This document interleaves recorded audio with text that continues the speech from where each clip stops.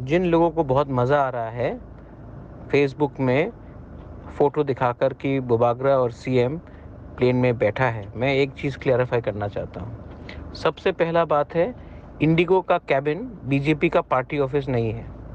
Next time मुझे permission लेना पड़ेगा क्या इसी एक ही प्लेन में ट्रैवल करने, जिस प्लेन में बीजेपी का मुख्यमंत्री या कोई मंत्री हो या कोई एमएलए हो या मानिक सरकार हो मेरे संग एक ही प्लेन में, तो मुझे परमिशन लेना पड़ेगा कि मैं उस प्लेन में जा सकता हूँ कि नहीं जा सकता हूँ। आज का तिपरासा को परमिशन लेना पड़ता है प्लेन में जाने के लिए। अगर उस प्लेन में मानिक सरकार या बिप्लब देव जी हो तो आप लोग एक बात क्लियर करो, हमारा आइडियोलॉजी में 1% भी कॉम्प्रोमाइज़ नहीं होगा। हमको ग्रेटर त्रिपुरालैंड चाहिए और हम लोग कोई अलायंस के बारे में बात नहीं कर रहे हैं।